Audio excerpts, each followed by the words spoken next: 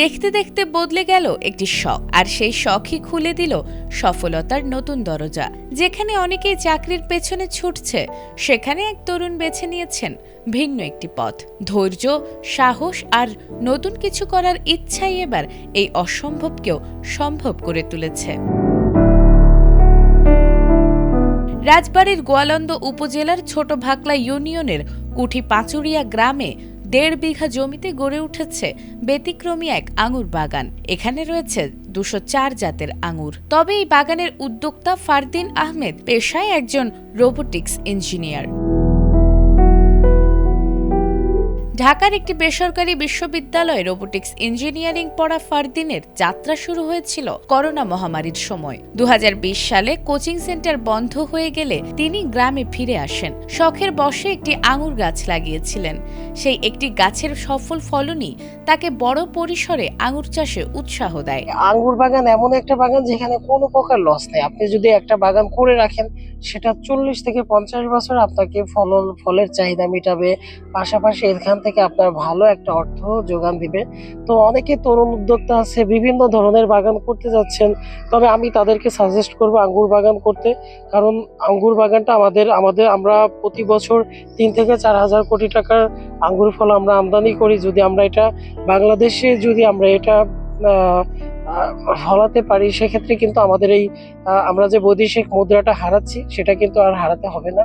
পরে দেশ বিদেশ থেকে সংগ্রহ করেন রাশিয়ান বাইকোনুর, ইউক্রেনিয়ান ভ্যালেজ, জাপানি রুবি রোমান, ফুজিগ্লো, ল্যাম্বরগিনি, গ্রিন লং, সিডলেস সহ নানা জাতের চারা। আধুনিক পদ্ধতিতে মাচা তৈরি করে প্রায় ৫০০টি আঙুর গাছ লাগিয়েছেন তিনি। আজ তার এই বাগান দেখতে প্রতিদিন ভিড় করছেন কৃষি উদ্যোক্তা, স্থানীয় কৃষক ও নানা জেলার দর্শনার্থীরা। অনেকেই নতুনভাবে আঙুর চাষে আগ্রহী হচ্ছেন। এই বাগানে ২০৪টি প্রজাতি আছে, তার ভিতরে ২৬টি জাতে আমার ফলন আছে।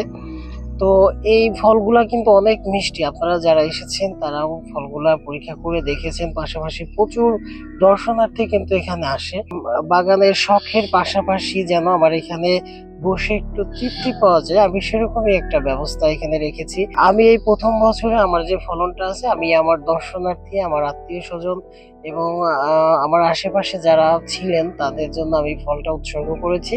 এবং এই চারাগুলা কিন্তু অত্যন্ত এক্সপেন্সিভ চারা। আমার এখানে আছে রুবি রোমান, ফুজিগ্লো। আঙ্গুর বাগান কিন্তু খুব চ্যালেঞ্জিং কিছু নয়। আমাদের এখান থেকে প্রতিনিয়ত বিভিন্ন জেলাতে আঙ্গুরের চারা যাচ্ছে। আমি তাদেরকে বিভিন্ন গাইডলাইন দিচ্ছি, কিভাবে চারা রোপণ করতে হবে, কিভাবে স্প্রে করতে হবে, কি স্প্রে করতে হবে, কি হরমোন ব্যবহার করতে হবে, সমস্ত বিষয় আমি তাদেরকে গাইডলাইন দিচ্ছি। এবং এ বিষয়ে জেলা কৃষি সম্প্রসারণ অধিদপ্তর উপপরিচালক ডক্টর শহীদুল ইসলাম বলেন, এ নিয়ে আরো গবেষণা দরকার। কৃষি বিভাগ থেকে ফারদিনকে নিয়মিত পরামর্শ দেয়া হচ্ছে, যাতে তিনি আরো সফল হতে পারেন।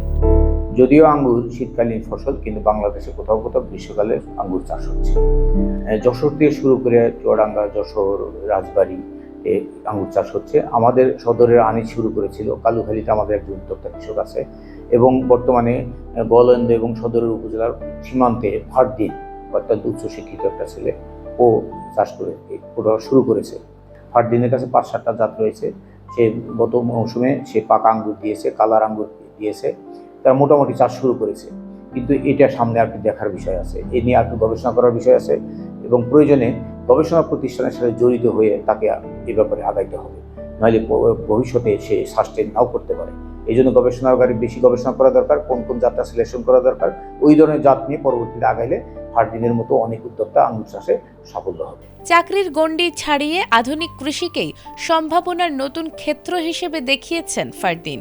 তার এই উদ্যোগ প্রমাণ করছে, সঠিক পরিকল্পনা, পরিশ্রম আর উদ্ভাবনী চিন্তা থাকলে কৃষিও হতে পারে লাভজনক ও সম্মানজনক একটি পেশা। নাজমুন নাহার জান্নাত, এটিএন বাংলা।